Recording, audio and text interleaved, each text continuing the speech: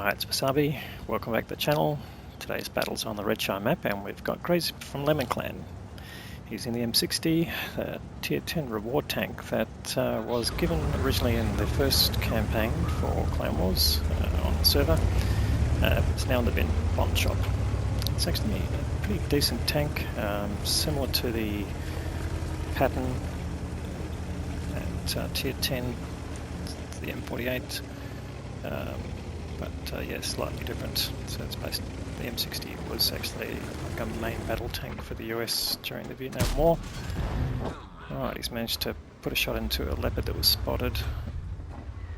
And he didn't get spotted himself, which is good. The leopard was just right at the edge of the draw range, so no chance of getting spotted by the leopard, but could have been spotted by potentially a medium tank or a light tank that had come up the bottom, but luckily no one was there. In fact, there's only one light tank on each side, so there's a wheeled light tank on the crazib side, and there's the G-Saw, which is the British tier 9 light tank on the enemy side. Anyway, this is an encounter battle, if you hadn't noticed. So there's one cap area, and there's already an enemy tank in there, but you can see it's a 4 minutes timer for one tank compared to what happens with the normal one. Now the issue with the cap on this map is the cap is actually split across two hills, so you can be on both sides, but of course if you get a tank from each side on the cap area, then it stalls the timer. But it does sort of leave you exposed to tanks that are further down. Okay, it gets spotted there, potentially by that M60. So it does have a bit of a cupola on this tank, but it was buffed recently, so it can start bouncing rounds, and we've seen already one replay with the M60 that got a steel wall. Now that is an example. He bounced a incoming round there from the T110E5.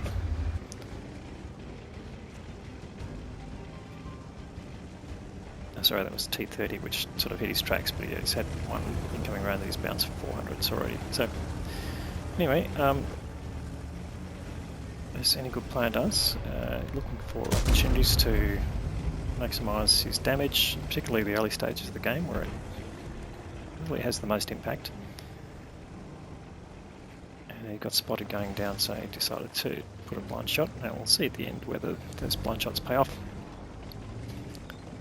But it's just coming to an area here where you can shoot back at the hill, potentially from an unspotted place. But given the enemy's pushing up on the 2 line, decided that's not actually a safe spot to be in the tank he's in, so coming here to this hull down position and having a bit of cover to protect the tanks that are defending that area there. So it's got a Object 430 and a 268 V4, and in fact it's just taken out the Leopard 1 that managed to put a shot in earlier. So Leopard 1 not having a great game. But the cap starting to time down. There's only one tank on there still, but it's now down to 1:40, so at some point they're going to have to reset. Yeah, the UDES is, oh, he's got a shot on the UDES now. Does put a nice shot into him. Tell from the voices if that's coming through that he's got Arnie as the commander, which is always a bit entertaining. But yeah, someone's going to have to get into that cap circle, or someone with a bit of armour with a bit of luck, or some great mobility. And talking of that, EBR90, where is he? Okay, he's up in the middle there, so it's either looking for a shot through there, or he'll have to make a run. So crazib just again relocating, looking for vision on the tanks that are coming through. And there's the enemy light tank there. And there you go, someone's on cap, so you can see the cap timer has stopped counting. So they haven't reset it, but okay, well, it has been reset now, so either the enemy tank's rolled off or they've managed to put a shot into it. No, it's definitely not on cap, otherwise the timer would still be in stasis. Anyway, crazib just working the angles here, looking for outlines that he can shoot at, coming over the top of the hill, but also not giving away his own position other than the direction that he's shooting from. And he's deciding, alright, so there's only 3 tanks potentially that he might have to verse So there's some different positions you can take here. Progetto, oh here we go, puts a shot into the Udis, leaves him on very low health. T30 gets taken out, which is a good get. And there's a Progetto 66, I think it is. Yeah, there you go. Possibly in the trench that he's in, and he's on very low health as well, so you've got a chance to get another enemy tank out of the game. So hit points are very similar, but they are 2 tanks down in guns. Here we go, this the Progetto reacts faster than the Progetto does. Perhaps the Progetto really not aware of his surroundings and not expecting a shot, so it took longer to line up. Crazib knew 100% what he was there for. So situational awareness, key skill to have in the game, as it is in most walks of life. And there you go, gets rid of the Udis, and he's lit here, but this is a good spot to be here, although he's taken a hit finally. Which ammo racked him, so he goes for the repair there, but that's the spot here. You can just sort of work your way backwards and forwards, staying in hard cover and popping out once you're unlit, taking a shot, but crazib deciding, alright, it's not exactly where I want to stay. Can he find another spot? So coming out through this safe channel, he's going to pop out. Okay, he's working his way further back. Again, yeah, there's tanks on the hill with very good view range, like the M46. In fact, there you go, you got spotted, and definitely by the pattern. It's the M46 version, the Tier 9.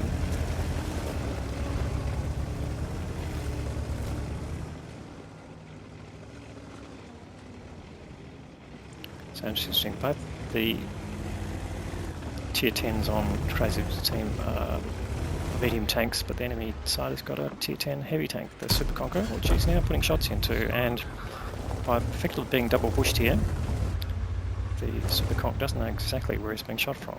He's got an E3, just going for the cupola there, very finely judged shot if you can do it. But we don't know if that went in as he went dark as that was shot. So can he put another shot in? Or actually, we would know now because we can see the hit points, but he's found a 705 to put some heat into it. And there you go, spotted by the G-Saw. Got a chance to get rid of him if you can get him. Ooh, just leaves him on very low hit points. Could have done with a high roll there, but left him on 29 hit points. But sort of keeping pace with the enemy though. Now 1500 odd hit points down. Oh, the gap is closing. Oh, now. Okay, got to keep an eye on the score here. They are now 4 tanks down all of a sudden, and there's the Super Conqueror going for the cupola there. That's the only shot he could really put at that point, and then he can go for the lower plate here. Oh, and just hits the tracks, I think, and does take a hit in return. There you go, he's bounced the round from the M46, but luckily the Super Conqueror goes down. And they're starting to close the gap again, so it's not complete loss just yet. There's Champfuture 4, who's not looking at crazib, so he gets a chance to put a shot in. There's the G-Saw as well, but he's going to focus the Char. It's got a lot more damage potential than the G-Saw. Come and try and get a shot as he's going away. There's a lot of low health tanks there. There's the 268V5 and the enemy team's on very low health. The pattern's on quite low health. So can make a fairly quick change. The G-Saw itself was on low health and has now been taken out as a very nice quick reaction shot. And yeah, if you can just get rid of a few more of these low hit point tanks. Yes, there you go, 268V5 goes out. So he's not collecting a lot of damage for this, but he's importantly taking the guns out of the game. The pattern there you can see on 48 hit points. If you can get rid of him, you can really start to swing this game. Oh, dodges the T110 there. Don't want to take a round from the E3 if you can help it, although you wouldn't necessarily one-shot him. He's just got just enough hit points to survive a hit, but why would you throw hit points away like that if you don't have to? So crazib now realising there's very few tanks left now in the game, starting to make inroads. So he's got a lot more of the map to play with. And there he spotted the arty, although yeah, he looks like he's by himself. Puts a nice shot in there, gets rid of the arty, so that's a good get. And now he can really focus on the remaining tanks. So this is the Charpentier 4, the E3, who's got a fair bit of hit points. Crazib there, just being very careful going into the riverbank there. Doesn't want to throw any hit points away unnecessarily. Needs to use his hit points wisely. Can sort of sacrifice some hit points to get a kill, which is fine, but no point throwing them away until you have to. Now, this is the 705 there. And what he's going to do here, I would say, he's going to get that 705 or the cap circle on his view range spot, get the 30B to there's a bit of rancor going on in the chat there. Let's not pay too much attention to that, but see if we can get them lit, and he can shoot from a distance and not get spotted. So there you go, 705 puts a shot in, and you can see 11 capture points reduced. That definitely was a hit. He's got potentially other tanks to line up. Just looking at the angle, and you can see that he knows the layout of the map well. He knows where he can get lights on the cap circle.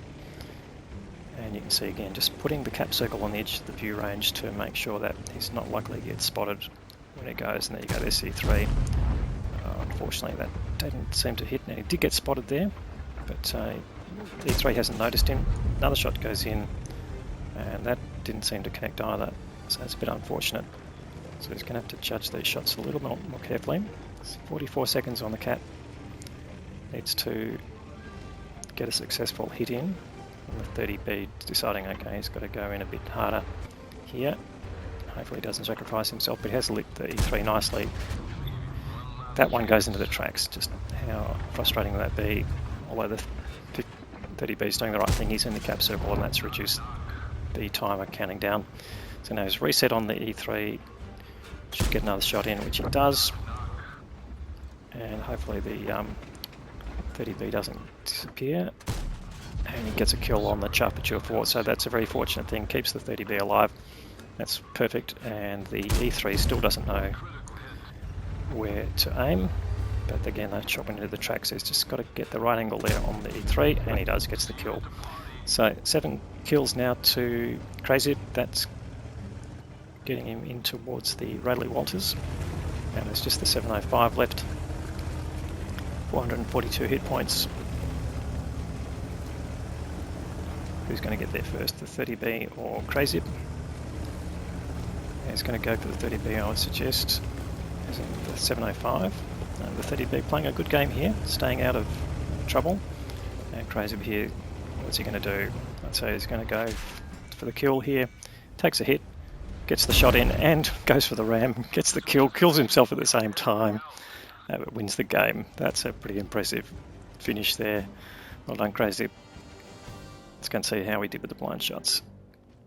Alright, let's have a look at his damage total. 5.7k. What he had showing at the end of the battle was 4.9, so there you go. Got a couple, at least 2 blind shots in. With that last kill, he got his Radley-Walters medal. Gave him a total of 8, which is a great thing to do even at tier 10. And of course the Ace Tanker Mastery badge to go along with that. So how did he go against the team? 1204 base experience, very nice. Top damage on his own team as well as EXP. Although the 30B, I'll just call him out. You know, the play that he made at the end to keep his team in contention by not losing the cap. So good call out to Terradelos, RUS, possibly a Russian player. We won't hold that against him. Nearly 5k of his own damage and 1170, which might have given him an ace as well. The 705 at the end that he killed with that lovely ram at the end, which I've really amazing pull off for the kill. 6,000 damage and 950 base experience of his own and a losing side. That is well into Ace Tanker territory also. So call out to MG42KR, obviously a Korean player. So well played, and even the Charpentier 4 and the Super Conqueror playing well. But basically with crazib's influence on the game and the 30B managed to pull off the win in the end. So excellent result. Okay, so crazib fired 30 shots, 22 hit and 19 of those penetrated. He was firing a mix of ammunition, but he did go through most of his heat rounds. How much did he end up bouncing? 790, so not huge in that respect, but it definitely can certainly bounce rounds. He had some personal reserves running, but spending 125k on ammunition and 40 can consumables is always going to put you in the red, so he was down by 87k. Nonetheless, I think you'd pay that for that sort of game. So great result there, Crazy. Thanks for the content. If you like the video, please give it a thumbs up. If you haven't subscribed to the channel already, please consider doing that. We'll have more great content like this to follow, and thanks for watching.